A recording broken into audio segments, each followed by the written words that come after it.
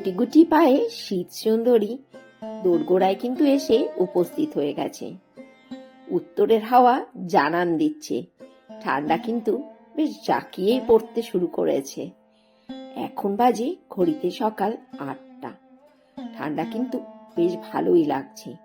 উপরি পাওনা হিসেবে ট্যাঙ্কির ঠান্ডা জল, যে জল দিয়ে সকালবেলাতে আমি বাসন মাজতে শুরু করেছি।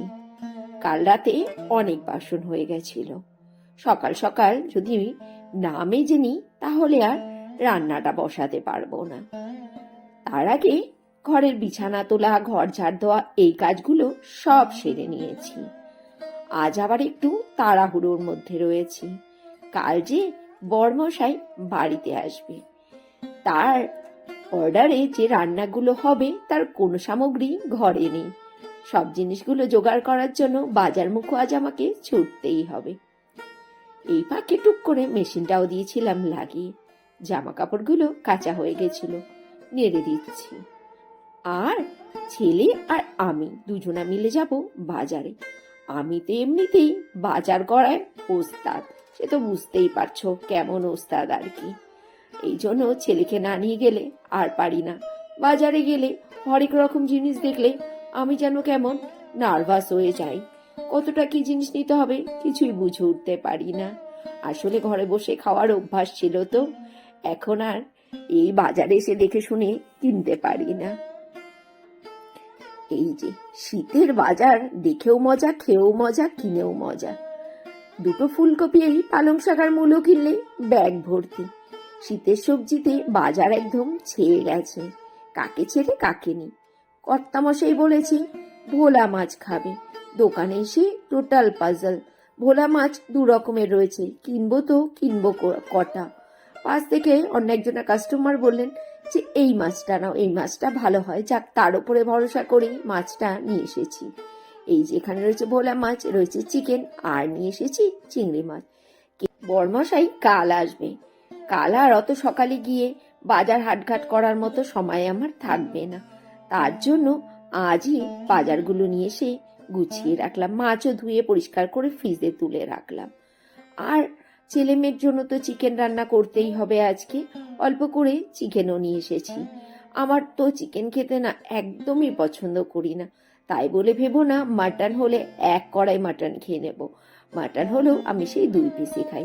আমার বেশি মাছ মাংস এগুলো খেতে ভালো লাগে না। আমার নিরামিষ খাবারের প্রতি খুব লোভ। ফুলকপির পাতা বাটাও করবো জানো তো। ফুলকপির পাতা বাটা খাবো বলে ফুলকপি কিনেছি। ছেলে তো হেসে কুটুপুটি বলছে মার ফুলকপিটা উদ্দেশ্য নয়, উদ্দেশ্য হচ্ছে পাতাটার। এখন বাজে দুপুর 3টে বাজতে 5 মিনিট বাকি। আর এখন লাঞ্চ করব। দেখে নাও লাঞ্চে কি কি রয়েছে। রান্নার সময় একটুখানি দেখিয়েছিলাম, এখন ফাইনালটা দেখে নাও। রয়েছে এখানে ক্যাপসিকাম চিকেন। হ্যাঁ, আলু দিয়ে চিকেন রান্না করে ওটাকে ওর মধ্যে একটু ক্যাপসিকাম দিয়ে নাম দিয়ে দিয়েছি ক্যাপসিকাম চিকেন। আর রয়েছে টমেটোর চাটনি, ফুলকপির পাতা বাটা, রয়েছে লাউ চিংড়ি। ব্যাস, আজকে লাঞ্চ মেনুতে এইটুকুই। আর মাইক্রোওভেনে ভাতটাকেও নিয়েছি গরম করে।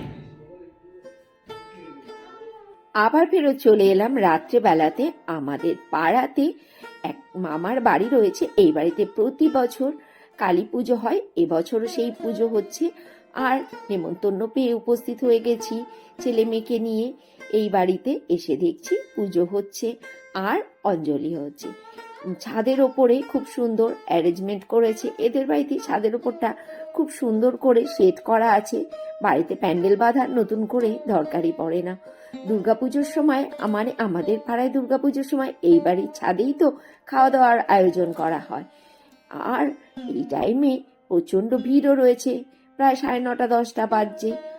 আর এসে বসে গেলাম যে উদ্দেশ্যে আসা আর কি, প্রসাদ খাওয়ার জন্য। আর প্রসাদগুলো না দারুণ ছিল। আমি, মাসি, ছেলে আর মেয়ে বসে পড়েছি।